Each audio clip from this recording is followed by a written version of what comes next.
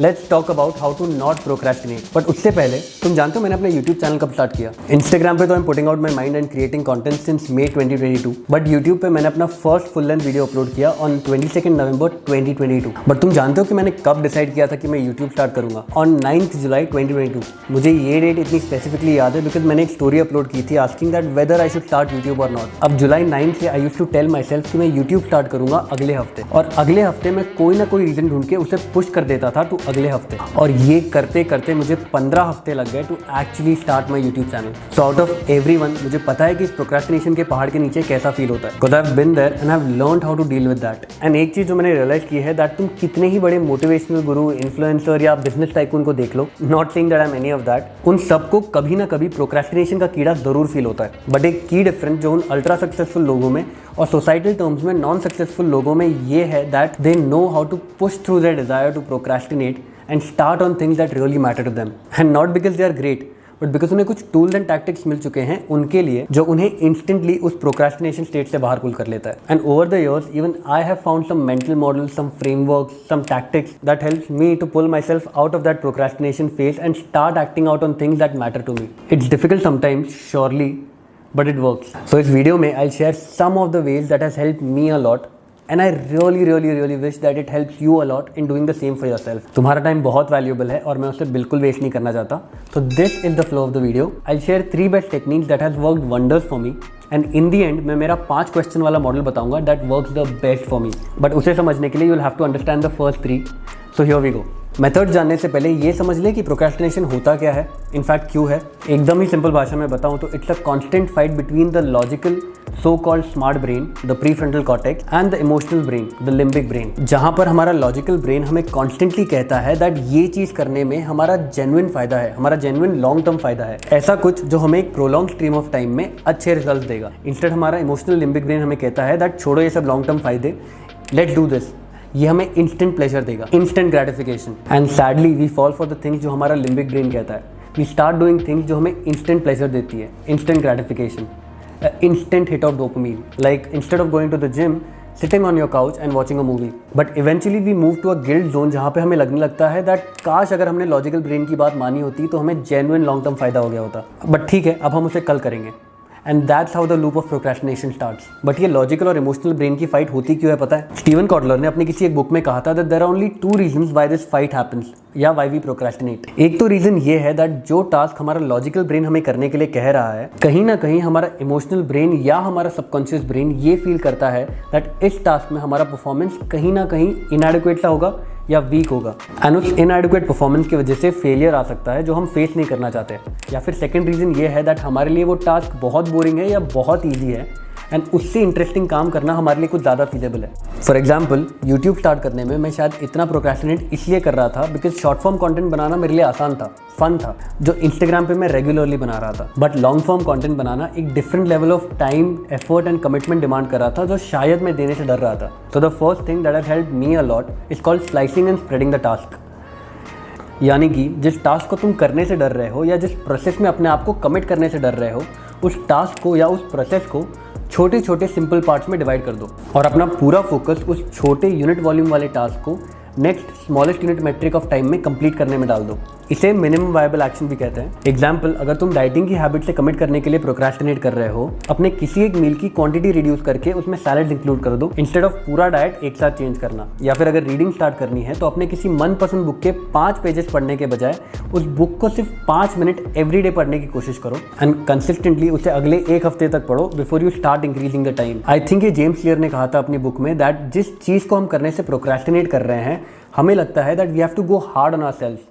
अपने आप को मोटिवेशन का ड्रग देकर हमें उस पहाड़ को एक बार में चढ़ जाना है, जबकि in reality the trick is to go softer on ourselves. धीरे धीरे करके एक बेस पॉइंट कवर करते करते वो पहाड़ चढ़ना है। एंड ये कोई एरा गैरा मेंटल मॉडल नहीं है, ये एक्चुअली माउंटेन क्लाइंबर्स को सिखाया जाता है जो बड़े बड़े पहाड़ चढ़ते हैं। बिकॉज अगर माउंटेन क्लाइंबर ने ये गोल सेट कर दिया दैट मैं उस पहाड़ की चोटी पर जाकर ही रुकूंगा, उस पहाड़ की चोटी के अलावा मेरा कोई और गोल नहीं है, majority of them, in fact all of them would fail because उनका गोल रियल यूनिट मेजरेबल टाइम में फैथमेबल ही नहीं है। तो instead what they do is, जब वो अपनी वॉक स्टार्ट करते हैं वो अपना एक माइक्रो रीच पॉइंट सेट करते हैं, यानी कि वो रहा एक पाइन का पेड़ जो मुझे यहाँ से 5 किलोमीटर दूर दिख रहा है। अब मैं वहाँ पहुँचने के बाद डिसाइड करूंगा कि मेरे आगे की जर्नी क्या होगी। मेरा prime focus is only to reach that point right now. Micro steps that leads you to macro goals. The second hack that has helped me a lot is called doing the ugliest thing first. This is something जो मैंने Brian Tracy की एक book eat the frog में से सीखा था। He says that जो task करने में सबसे ज़्यादा रेजिस्टेंस फील होना इंटरनली, वो टास्क सबसे पहले खत्म कर दो, यानी कि सुबह सुबह वो काम पहले खत्म कर दो। He calls it eating the frog first. And the reason why this technique work so well is because हमारा जो विल पावर होता है ना, एक बैटरी पैक की तरह होता है। सुबह सुबह सबसे ज़्यादा रिचार्ज होता है, बट जैसे जैसे हमारा दिन खत्म होता जाता है वैसे वैसे हमारा विल पावर भी खत्म हो जाता है। एंड जितना डिफिकल्ट टास्क हम करने की कोशिश करते हैं उतना ही विल पावर वो टास्क हमारा डिमांड करता है। सो जब हम किसी टास्क को पुश करते करते रात तक ले आते हैं और उसे एक डिप्लीटेड विल पावर वाले स्टेज में करने की कोशिश करते हैं, वी फेल। एंड फिर हम उसे अगले दिन पुश कर देते हैं। So the procrastination loop never stops. मेरे लिए going to the gym for a very long time was very boring. Now I love it, but पहले इट वॉज टफ। तो जब तक मैं जिम शाम में जाता था I was very irregular. Based on my mood I chose to go और नॉट। बट जैसे ही मैंने जिमिंग को मॉर्निंग में शिफ्ट कर दिया, the world change for me. I have been very consistent with that. और एक बार ये आदत बिल्ड हो जाए ना, to do the tough thing first, एक different level of mental strength आ जाती है, जिसे लोग डिसिप्लिन कहते हैं। That is just doing things irrespective of what you like. And the third thing is something जो मुझे मेरे कॉलेज प्रोफेसर ने सिखाया था, and thanks to her it will stay with me forever. It is writing down all your task in the beginning of the day and then following a ABCD model. जब तुम अपने brain को offload कर देते हो from the task of planning your every next action, तुम imagine भी नहीं कर सकते how much amount of time and energy you save. मुझे मेरा दिन का शेड्यूल सेट करने में 10 मिनट लगते हैं, which I do every morning. I know कुछ लोग कहते हैं कि रात को सोने से पहले करना चाहिए and all that thing, but this method works the best for me. And मैं अगर वो 10 मिनट स्पेंड ना करूँ ना to make the task list for my day, मुझे हर घंटे के बाद 10 मिनट लगते हैं to plan my next action. So instead of 10 minutes, I end up spending half an hour more and even more time and energy. I highly suggest कि तुम अपना एक डेली टास्क लिस्ट बनाओ जिसमें तुम अपने सारे टास्क लिख दो। बट अगर तुम वो नहीं कर सकते तो अपना जो टास्क जिसके लिए तुम प्रोक्रेस्टिनेट कर रहे हो, उस टास्क को मल्टीपल स्मॉलर टास्क में डिवाइड कर दो एंड उसे ABCD रेटिंग दे दो। मतलब A stands for absolutely important, B stands for better if done, C stands for can wait, D is for delegate and E is for eliminate। जिस task के आगे A है उसे सबसे पहले खत्म कर दो, जिसके आगे B है उसे बाद में कर लो, जिसके आगे C है उसे तुम प्रोक्रेस्टिनेट करना अफोर्ड कर सकते हो, जिसके आगे D है उसे डेलीगेट कर दो एंड जिसके आगे E है उसे एलिमिनेट कर दो। अब ऑनेस्टली मैं ये एवरीडे नहीं करता हूँ, पहले मैं ये करता था, but because of writing task regularly and effectively every day, I've gotten more peculiar and efficient at it। अब ये सारे टेक्निक्स ब्यूटीफुल हैं and they work wonderfully for me and I really wish कि ये तुम्हारे लिए भी उतने effectively काम करें। But now I would like to tell you about the 5 questions that I ask myself when I think I'm procrastinating about something for a very long time। So the first question I ask myself is, what is the task that I'm truly avoiding which I know I should absolutely do?